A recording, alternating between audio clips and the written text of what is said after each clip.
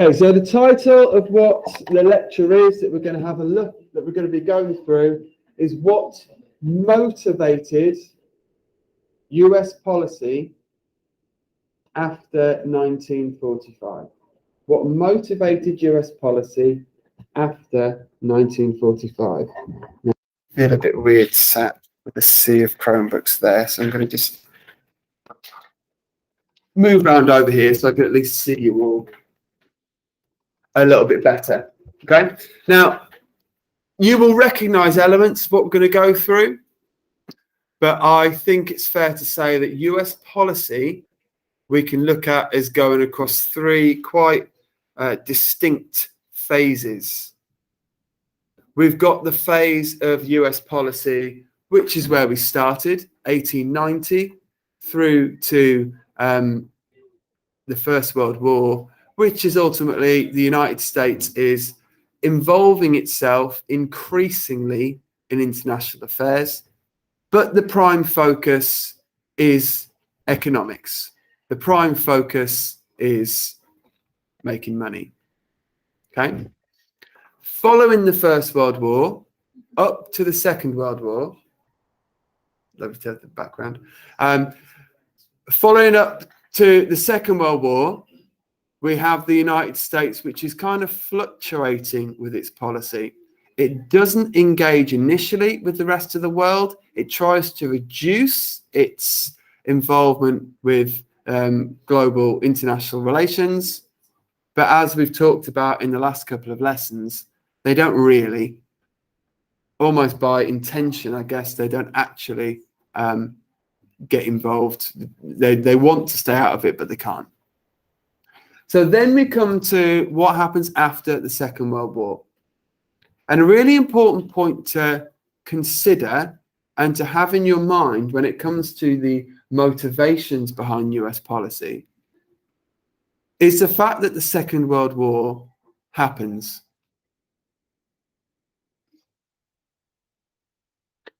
Pause for a moment. Where is it coming from?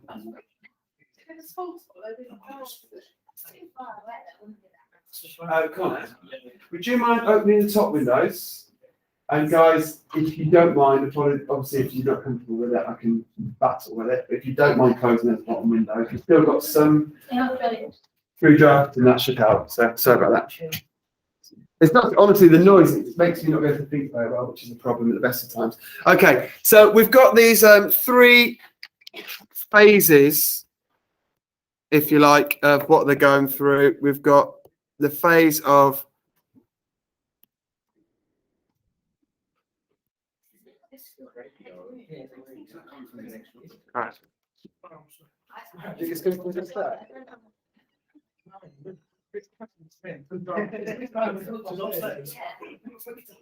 Yeah, they always do, don't they, John?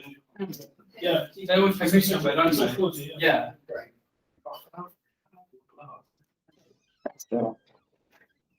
Even got to do it like an actor and just pull the plug out, then even press off. It's the radio that's turned on. I suspect somebody's having a bit of a laugh. No, I think it's probably a hilarious prank. Right, back to this. This is going to sound great when you watch it back. Okay, so US policy, we can talk about it in terms of these three phases. We've got the early phase, which is where their emphasis and their focus is on themselves and the surrounding areas. Yes, Steph. Yes, of course I can. Between the First World War and the Second World War, we've got this period of the United States not really sure what to do. Then we get into the Second World War and decisions to be made. Now, the big decision here is what United States does next. Because the First World War, the logic and the rational decision America takes is this is a war that was caused by European imperial powers. We've got involved because we had to, but we didn't really want to be involved. And we don't want to act like they do. So we're going to retreat. We're not going to be involved really in organizing the rebuilding of Europe after World War I. However, the judgment that gets made by a certain number of people within the US administration when reflecting as we get towards the end of World War II is that, well, we can't afford, and this would have come up in your last assignment, we can't afford to let that happen again.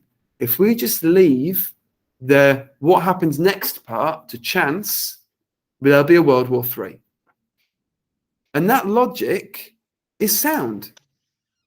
Because within 30 years, essentially, we have the mass global war that is the horror of World War I, never again, the war to end all wars, etc. And then 30 years later, the same thing, less than that really, the same thing happens again. So the United States makes a decision. They cannot afford now to stay out of global affairs. They are actually going to look and consider what's in the best interest of America is to involve themselves in global affairs. And actually, what we're going to see in the initial period, at least, is that America is going to lead the rebuild. They are going to make it their role, their role and purpose is to rebalance international affairs in their own interests, which they believe is also the interest of the world. So we can characterize this a bit in terms of how we're talking about what America do. Now, we've used this word before several times, but as you're going to discover, it becomes more and more important when it comes to your NEL. Interventionism means getting involved, okay, from one state into another. So the idea is to intervene to suit the person, or sorry, in this case, the state who's intervening, but also it should help the state that is being intervened upon. Okay? An example that we have already touched upon, or you have in your research, is Germany in the 1920s. Germany is devastated by the First World War. So through the loans, the Dawes Plan, that stimulates the German economy, it suits the United States because Germany becomes a market for its goods again, but it also benefits Germany because Germany is no longer a devastated country. It's a win-win situation. And that's what we mean when we're talking about interventionism in this focus of America. Often prompted by an event that happens elsewhere. And an intervention can be a long-term intervention, or it can be a short-term intervention. Although, as we've seen over recent weeks and the fallout from the United States and NATO forces retreating from Afghanistan, that was supposed to be a short-term intervention, and it lasted 20 years. And obviously, debate raised over whether it was ended too soon and all those kind of debates. For example, the Soviet Union had a policy of interventionism in Eastern Europe, insisting that the governments took orders from Moscow. And it's also important to note that when the Soviet Union formed this relationship with countries like Poland, like Romania, like Hungary, they believed that it was in the best interests of those countries to be communist and have that relationship with the Soviets. Another example, again, thinking back for many of you to GCSEs, Stresemann intervening in the Ruhr crisis by introducing the Rentenmark. He's getting involved to make things better for everybody.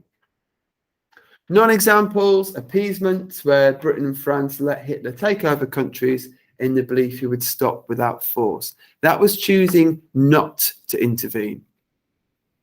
You could potentially and I'm going to leave it to you because I cannot and must not influence your historical thinking when it comes to your NEA, but you could potentially look at the United States abandoning the Treaty of Versailles in the League of Nations as being a demonstration of non-interventionism. We're actively not going to be involved in what happens next. Now, what we're going to consider in the lecture is the strategy that the United States have put in place, the extent to which they stick to it, and more for you to decide than me, but the extent to which that strategy was successful or not. So a strategy, any plan you make to achieve a goal. The aim of any strategy is to achieve what the agreed aims were, long or short term. The success is on whether they achieved the goals, okay? So that's when we're evaluating US strategy. What were they hoping to achieve and how far did they get to actually achieving it? Okay, you get the idea. You can always look at that yourself. Now, this guy, and just for reference, I'm basically now putting images on the board more than anything. It is just stuff to give you a little bit of a sense of place and period. There's not going to be anything on the board for you to furiously scribble down notes, anything like that. You are at a stage now where you can take your own notes and hopefully good notes. And obviously, I'm also recording this. So you should, all being well, be able to go back to it if you need to. So this guy is George F. Kennan. Now, the story behind George F. Kennan is one of those lovely sort of aspects of history. This is a guy who is very, very intelligent. He wasn't the ambassador to the Soviet Union, as is often inaccurately claimed, but he worked in the embassy in Moscow. Now, something the United States commit to doing after the Second World War, they commit to being part of the rebuild of Europe, and most significantly, arguably in the case of Japan, the rebuild of the other nations around the world. Now, as you will hopefully be able to recall, those of you who did the Cold War for GCSE, there is a problem because this wonderful economic package is offered by the United States to the defeated powers, called the Marshall Plan. And the idea of the Marshall Plan is that the United States is going to foot the bill for paying for the rebuild. It comes with a number of catches, though. The rebuild needs to be based on the United States being able to actually carry out the work. They're not handing over a blank check. They're not even handing over the money. They're saying, you tell us what you want to be done, and if we agree with it, we'll do it and pay for it. So Americans would go to those countries and oversee and organize the rebuild, whether that's, whichever nations it might be. Okay. Soviets weren't too keen on this, and this shouldn't come as too much of a surprise, because one of the things that the Americans decided that they wanted to set up after the Second World War to support those countries whose economies were collapsing was a kind of what they call a World Bank. And along with the World Bank, something called the IMF, the International Monetary Fund, which would mean that if a country needs to borrow money or needs to be supported and bailed out when it's in trouble, these two international bodies, generally paid for by the United States because they're the only ones with money, will come to their aid, essentially looking to prevent a situation where economic catastrophe presents opportunities for other countries to perhaps invade and take control, or extreme forces, and particularly in terms of how the United States feel, the potential of communism growing in those countries. Now, the Soviet Union were resistant to this, and the Treasury in America don't understand why. So they contact George F. Kennan, who's an expert. He works in the embassy in the Soviet Union, and asks him, how did the Soviet Union think? Why are they saying no? And Kennan, not a man to miss an opportunity to while away the hours writing, produces an 8,000-word telegram in reply, which I sort of feel a bit sorry for the person when they got it. But this has become very famous. It's known as a long telegram. Again, hopefully it's ringing some bells from GCSE, those who did GCSE Cold War, but it doesn't matter if you didn't. In this telegram, George F. Kennan sets out in detail what he understands by the Soviet Union and how the United States needs to respond or should respond. Now, remember the context here is a devastated Europe. Also, large parts of Asia are devastated. The powers in Europe and in Asia do not have the money to get back on their feet without considerable pain in that process. And we have the big elephant in the room. What's happened in the Second World War towards the end, which is going to be a feature which is going to always dominate what comes after it. Zach? What's happened towards the end of the Second World War, which the development of something which is going to characterize nuclear bombs? Why is that going to change things, Zach? Good.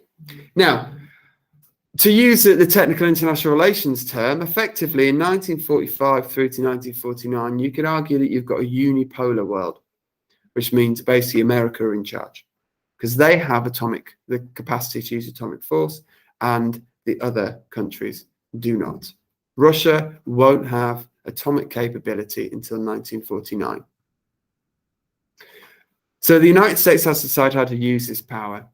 And Kennan, when talking about the Soviets, very much makes it clear that they, in effect, are the opponent of the United States globally. And that if the United States don't maintain an active role in world affairs, then the Soviet Union will fill the vacuum. Again, to bring it up to 2021, that's one of the concerns people have about America's withdrawal from Afghanistan. Does this mean that, like has happened in Syria, for example, Russia is going to move in and become the main power broker of the region, which for any of you who might have some fondness for Russia, I apologize, but is a very bad idea because Vladimir Putin is not going to take decisions which are in the best interest of the world. He's only going to look at what's in the best interest of Russia.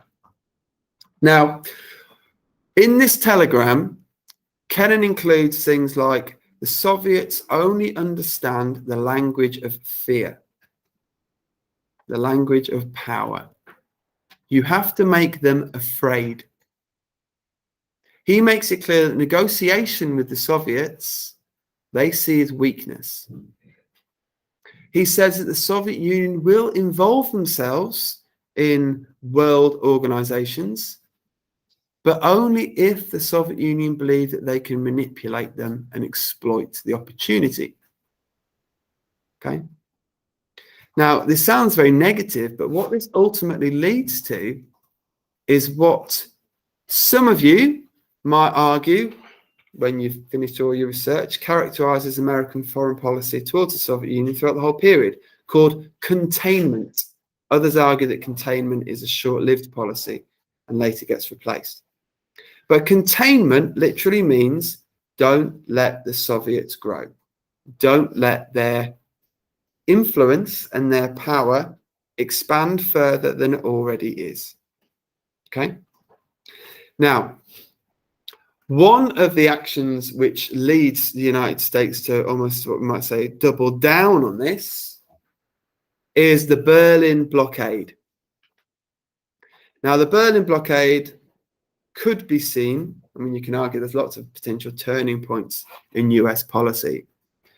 But if we could argue the United States are aware that there is this threat from the Soviets, but they're not really yet entirely sure of the best method to combat it, the Berlin blockade and the response to the Berlin blockade in the Berlin airlift, we can look at as the response, as the answer.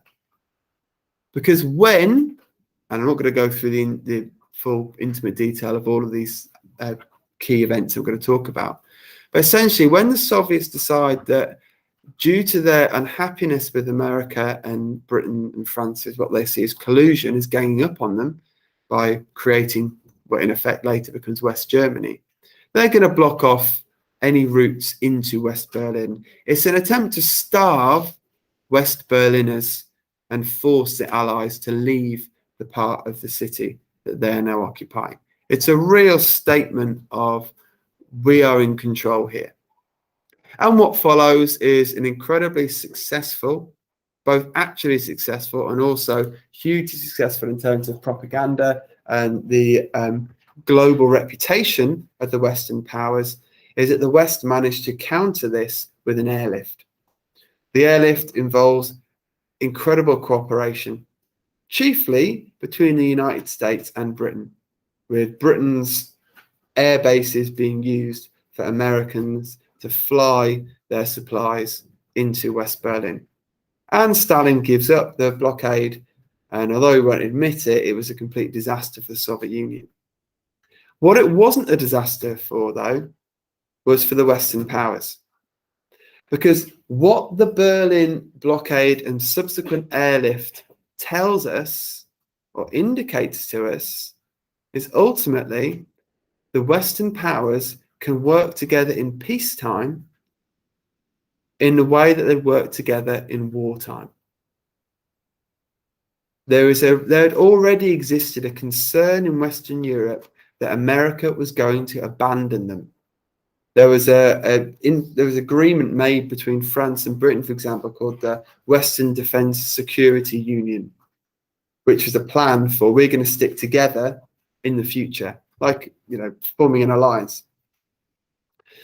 One of the outcomes of the blockade and the airlift was that America realized that this could benefit them. They could be involved. They are going to sustain their intervention in Europe. They're going to sustain their intervention in the world. Now, what the United States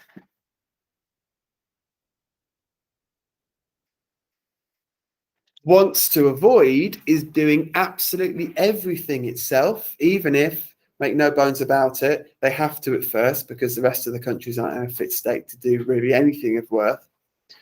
They want to make sure that this is characterized and is seen as a collaborative action. So we get different areas that are international coalitions, groupings, whatever you want to call them, that are founded by America, paid for by America, and ultimately the chief decision makers in each is going to be America. But crucially, it is not just America on its own. So we get the United Nations organization, which is a political organization in order for nations to air their grievances with one another, find common ground, and avoid war.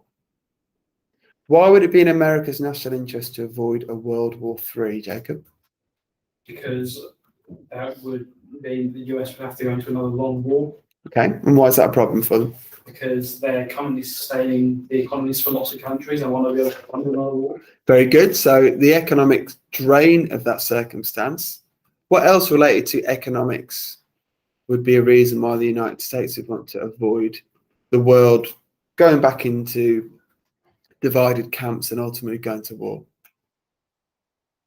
What does America want to achieve in its through its economy? Joe? Obviously, if countries are big size, they can't trade with certain countries. Very good. Okay, it's this idea of trade. This idea of the United States creating markets to sell American goods, and also the United States has access to the goods from those other countries. Okay, they believe in what we call liberal capitalism. That's their ideology. And these organizations that they set up are founded upon democracy and liberal capitalism.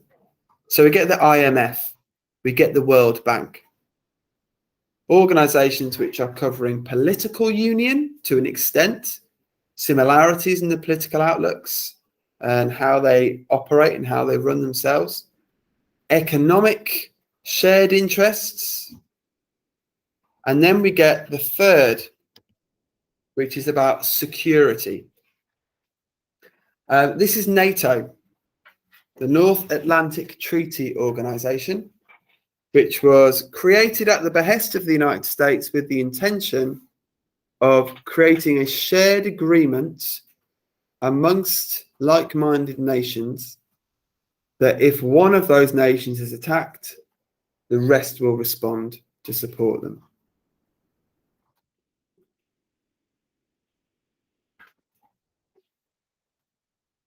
Now, to put it in the Cold War context, not that I want everything to be looked in during that prism, but certainly the late 1940s into the 1950s, that's dominating America's decision-making, is the Soviet Union has Comecon. They've organized the economic synergy of the satellite states with themselves. And they've also, through Cominform, developed a political mechanism. What they hadn't by this point officially done themselves was to actually create a security agreement. It comes, so Warsaw Pact comes in 1954, but no, 55, sorry. But they certainly, because the Russian military is still in Eastern Europe, they haven't left. There is a sense that Russia is ready if their rivalry with the United States turns into a military conflict on land. The United States wants to ensure that they are going to deter the Soviet Union from doing that. So not only through their nuclear power, nuclear capability, but also through NATO and the alliance. Now, this I don't think will necessarily be new to you. I hope it isn't anyway.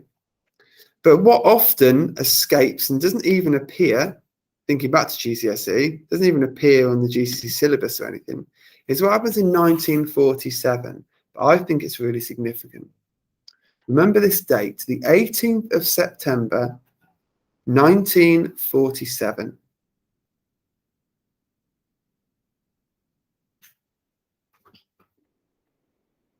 And that date is significant. It's founded by the president, Harry S. Truman. It's linked to something called the National Security Act. And it's largely seen as being a response to the attack on Pearl Harbor. It is an organization which is set up, which will be working for America, but operating outside of America to pursue the best interests of America. CIA. Okay. The Central Intelligence Agency is formed in September 1947. If we are talking about interventionism, if we're talking about American policy towards the world, I think that is a key date. That this is America committing itself to paying close attention, employing people to spy, to gather intelligence in other countries in order to defend the national interests of the United States. Okay, overt and covert methods is the way that it gets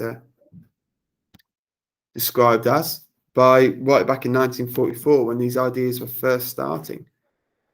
Franklin Roosevelt started talking about the need for some kind of intelligence agency of the United States overseas. Okay, so this is, I think anyway, this is really important. This is very significant for what comes later on in our study of what America is going to do. So by the end of the 1940s, the situation is thus: you've got the United States, which is an atomic power. You've got the Soviet Union, which by the end of 1949 is also an atomic power.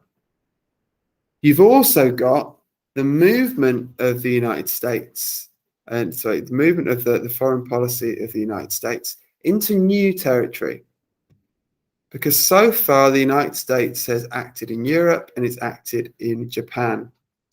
we see a very important war, which sadly, for reasons that I never really understand, often kind of gets ignored. And maybe it's because the music's better with the Vietnam War. I think it's probably that. All the music of that era is amazing. So maybe that's why Korea doesn't get sufficient coverage. But Korea is really important.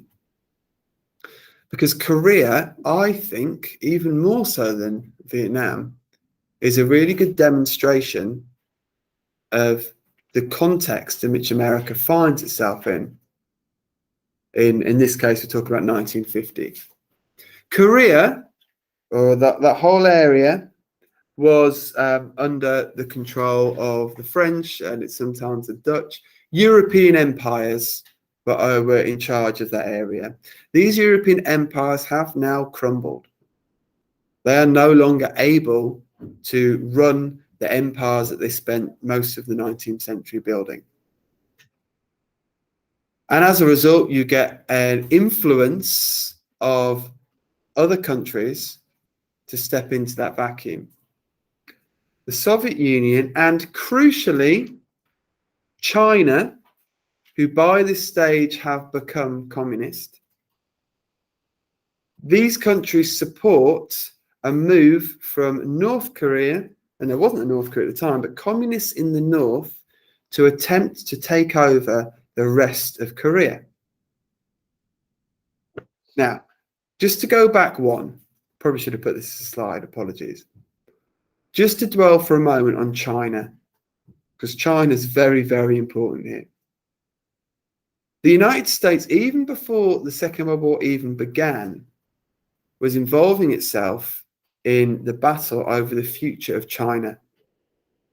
And in the 1940s, the United States reduces or is unwilling to give more support to a guy called Chiang Kai-shek, who was the leader of the nationalists in China in the Chinese Civil War. For Chiang Kai-shek to have had a chance to have won that, he needed support. And the United States, this is pre-CIA, the United States were reluctant to give more than they already had to Chiang Kai-shek. So ultimately, because he hasn't got enough resources, the Chinese Communist Party, who he's fighting against, they win. And in 1949, China becomes communist under Mao Zedong, Chairman Mao. This is a massive, massive moment of reflection for the United States, because you've now got the Soviet Union, communist, a satellite states of Eastern Europe, who have rejected or have been forced to reject the efforts through the Marshall Plan to bring them into the sphere of influence of the capitalist countries. And you've now got the largest country in Asia is also turned communist. So the United States, definitely the pervading feeling is that the tide's turned against them now. And they need to act. They need to defend liberal democratic capitalism. So in order to do that, when a move is made by the Koreans, the communist Koreans, in the north, the United States join as part of the United Nations force, but make no bones about it, this is an American war with other actors from other countries whose sacrifice they don't want to make light of, but it's essentially an American war. They join in on the side of South Korea, or what becomes South Korea. They have some success to the extent where the commander of the United Nations force, who's answerable to the president, Truman, Douglas MacArthur, wants to push on into China, and he disobeys the orders of Truman. He actually sees the best course for action for the United States is to use atomic weapons to bring China to its knees. Truman doesn't want this, so Truman shuts him down. He's fired. And ultimately, though, however, the backlash of the Chinese troops joining directly the Korean Civil War, which ends up basically being China versus America, they agree to a truce on what's called the 48th parallel in Korea. And exactly the same situation is there now. It's always been a truce, by the way. Technically, Korea has been a war ever since. There's not been a peace. So that's why, that region of the world is particularly unsettled for a long time. But the United States felt the need to go in there and act because of something called the domino theory. The domino theory is the belief that if a state falls to a particular ideology, that will empower, enable nearby countries to also adopt the ideology and go that way. So, think of it as a snowball effect. You roll your communist snowball and the other countries around start turning communist as well, which is going to damage American economic influence because they want to be able to trade. And so it might seem crazy now, but for a long time, trade between China and America, communist nations in America, was frowned upon and was uncommon. And we can also say that from a security position in the nuclear age, the United States feels that they cannot have a situation where communist nations and the communist alliance, as they see it, the communist world is developing and becoming a bigger and bigger threat to America and her allies. Now, the relationship between the United States and the Soviet Union takes a bit of a turn. Because in 1953, the biggest obstacle to better relations between America and the communists and the allies dies. Stalin dies. With Stalin dead, we get this guy, Nikita Khrushchev, becomes the leader. And Nikita Khrushchev is very much a very different character. He announces de-Stalinisation. He appears to be much more of a reformer. He appears to be much more of a have shared values with the United States compared to someone like Stalin. So the United States' policy towards Khrushchev and towards the Soviet Union is to be optimistic, is to foresee potential cooperation, but the United States, for their security reasons, are reluctant to show any sign of dropping their guard. And in fact, in the picture you can see on the right-hand side is Dwight Eisenhower. And when Eisenhower is president, he actually advocates for tactical nuclear weapons. He is very clear that the United States will not pledge never to use nuclear weapons. He uses a phrase called, they want to get a bigger bang for your buck. They've paid for them, so they shouldn't rule out using them.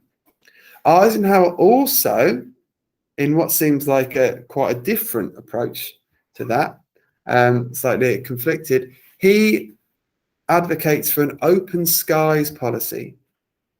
With the development, and by this point, the race has gone into space. The United States has developed Sputnik, has sent a satellite into space.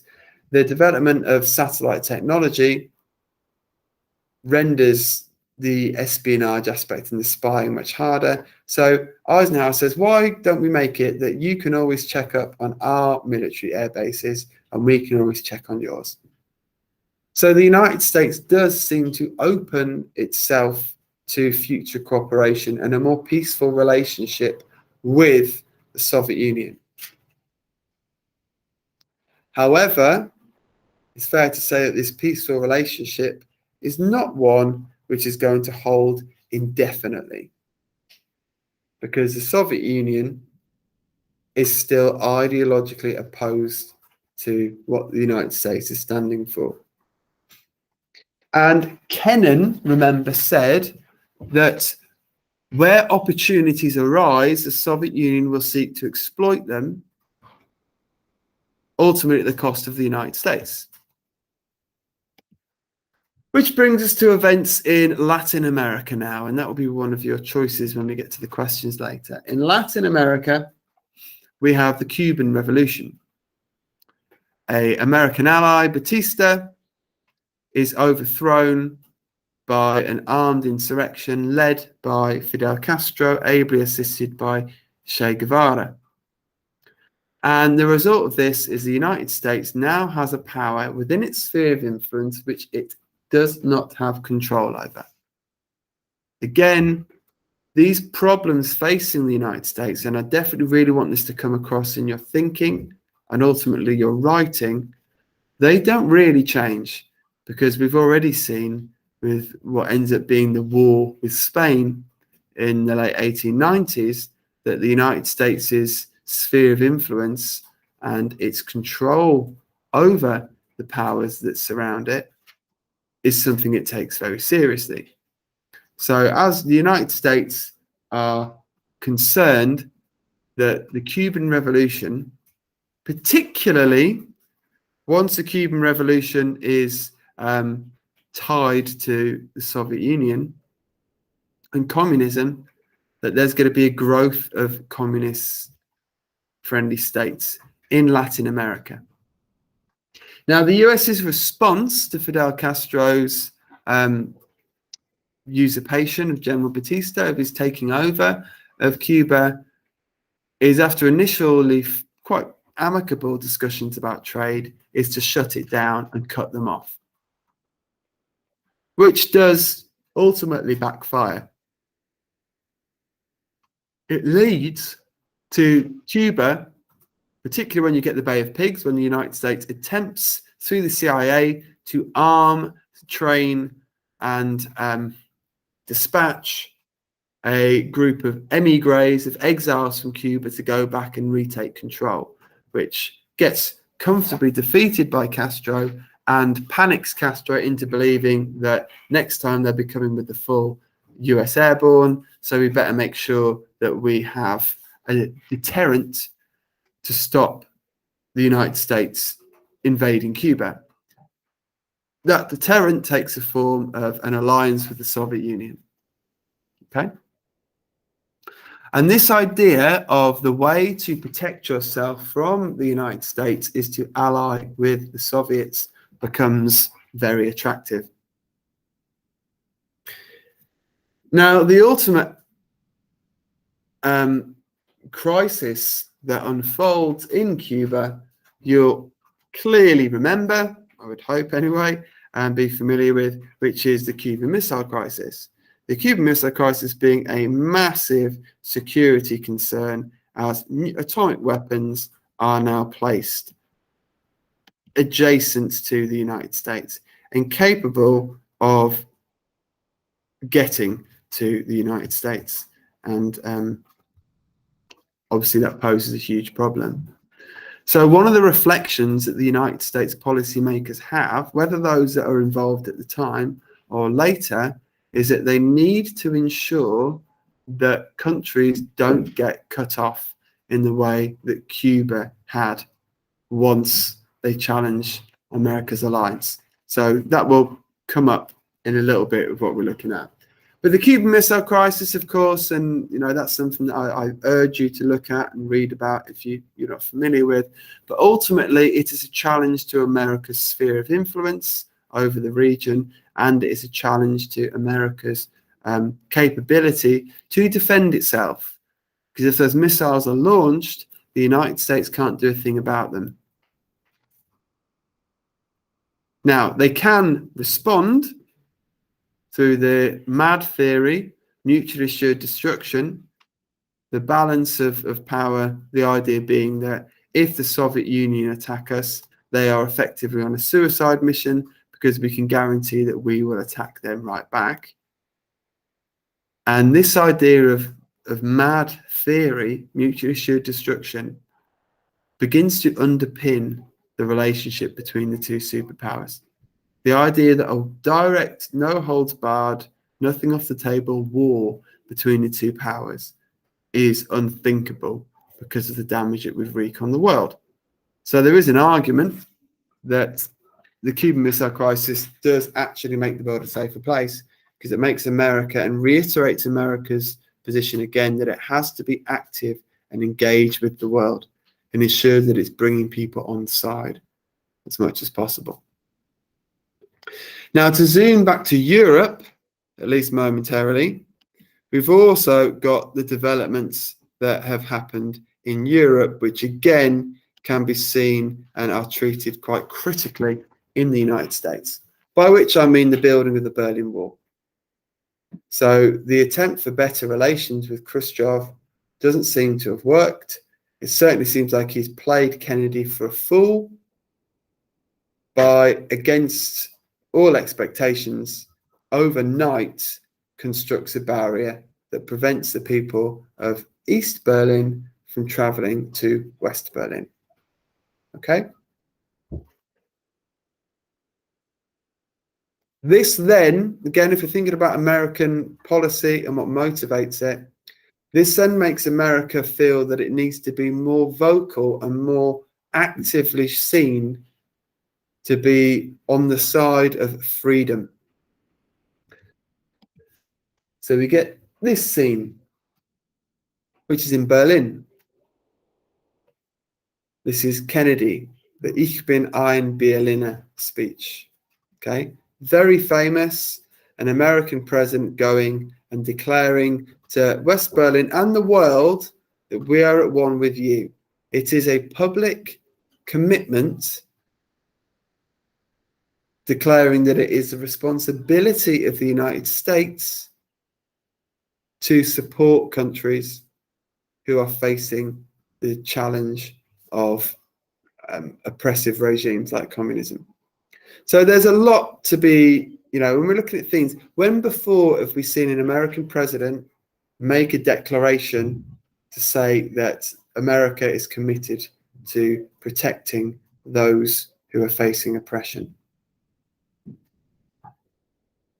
Beth, any ideas? Roosevelt in the Start World War II. Then they came back there. Yeah, there is a Roosevelt saying that we will support, absolutely, but an even more direct one of that, a bit more recent, but not in the same decade as the Ich bin Berliner speech. Joe, what is the Truman Doctrine, Joe? They're against communism, basically. Good, yeah. The Truman Doctrine is saying that free peoples of the world, anybody who tries to oppress you, anybody who tries to take away your freedom, the United States will respond. So in a way, the Ich bin ein Berliner speech is a recommitment, bad English, but is restating the commitment to acting on behalf of those whose freedom is threatened. Okay? Now, this is a political commitment, but that commitment can extend to military. And again, during this same period, if we get to the more famous example of US foreign policy in Asia, we come to Vietnam. Now, Vietnam is very important because we're seeing here that the United States is acting again to prevent a potential domino effect.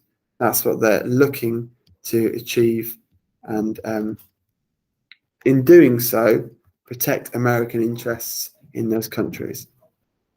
Vietnam doesn't go very well there, but more on that in a moment. But it certainly reflects that the United States is going to be active in Asia.